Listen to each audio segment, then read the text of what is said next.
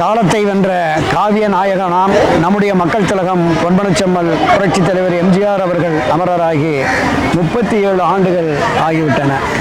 ஆனாலும் கூட இன்றும் ஒவ்வொரு நாளும் அவர் வாழுகின்ற இந்த நினைவிடத்தில் பல்லாயிரக்கணக்கான பல லட்சக்கணக்கான மக்கள் வந்து இன்னும் அவருக்கு நினைவஞ்சலி மலரஞ்சலி செலுத்தி வருகிறார்கள். அந்த வரிசையில் 37 ஆண்டுகளுக்கு முன்பு பொன்பனச்செம்மல் புரட்சித் தலைவர் அமரராகி இந்த இடத்தில் அடக்கம் செய்கிற பொழுது ஒரு காவல்துறை அதிகாரியாக இருந்து அந்த பணிகளை மேற்கொண்ட நம்முடைய அன்பு சகோதரர் இன்பகுமார் அவர்கள் தன்னுடைய நினைவுகளை நம்முடைய தமிழ் நதிக்கு பகிர்ந்து கொள்கிறார். ஐயா சொல்லுங்க. அனைவருக்கும் வணக்கம்.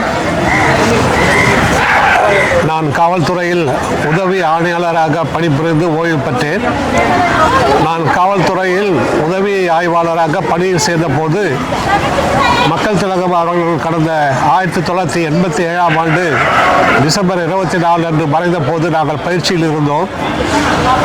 அந்த பயிற்சியில் இருக்கின்ற போது எங்கள் அனைவரையும் அவருடைய இறுதி ஊர்வலத்திற்கு பந்தோபஸ்த் பணிக்காக எங்களை சென்னை அழைத்து வந்தார்கள். மறுநாள் டிசம்பர் 25 அன்று ராஜாஜி ஹாலில் இருந்து அவர் பூதவுடல் வைக்கப்பட்டிருந்த அந்த இடத்திலிருந்து அந்த ஊர்வலம் பீரங்கி வண்டியில் அவருடைய பூதவுடலை வைத்து நடைபெற்றது. அந்த ஊர்வலத்தில் அவருடைய பீரங்கி வண்டியை சுற்றிலும் நாங்கள் பந்தோபஸ்து பணியில் இருந்தோம். அந்த ஊர்வலம் அண்ணா சாலை வழியாக, ஜெமினி பாலம் வழியாக, டாக்டர் ராதாகிருஷ்ணன் சாலை வழியாக, காமராஜர் சாலை வழியாக இந்த இடத்தை வந்து அடைந்தது. இந்த இடம் வருகின்ற வழியில் எங்களுக்கு நெஞ்சு தகித்து கொண்டிருந்தது. அந்த ஜனங்களை பார்த்து ஜனங்கள் அழுவதும், மார்பில் அடித்துக்கொண்டு அழுவதும், தங்களை தற்கொலை செய்து கொள்ள மண்ணெண்ணை தங்கள் மீது ஊற்றி கொண்டு கொளுத்தி கொள்ள ஓடுவதுமாக ஒரே கலேபரமாக அந்த நாள் இருந்தது. இந்த காட்சிகளெல்லாம் நாங்கள் பார்த்து கொண்டு இந்த அடக்கம் நடைபெறுகிற இடத்திற்கு நாங்கள் வந்து சேர்ந்தோம். இங்கே வந்து சேர்ந்த போது முக்கிய தலைவர்கள் மட்டும் அந்த இடத்திலே அனுமதிக்கப்பட்டார்கள். மற்றவர்கள் யாரும் கூட்ட மிகுதி காரணமாக யாரும் அனுமதிக்கப்படவில்லை.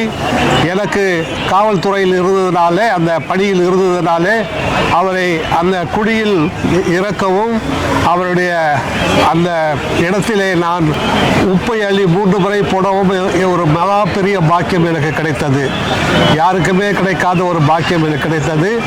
அவர் எனக்கு செய்த நன்மைகளுக்காக, எனக்கு செய்த உதவிகளுக்காக என்னுடைய நன்றி கடனாக நான் அந்த காரியத்தை செய்து முடித்தேன்.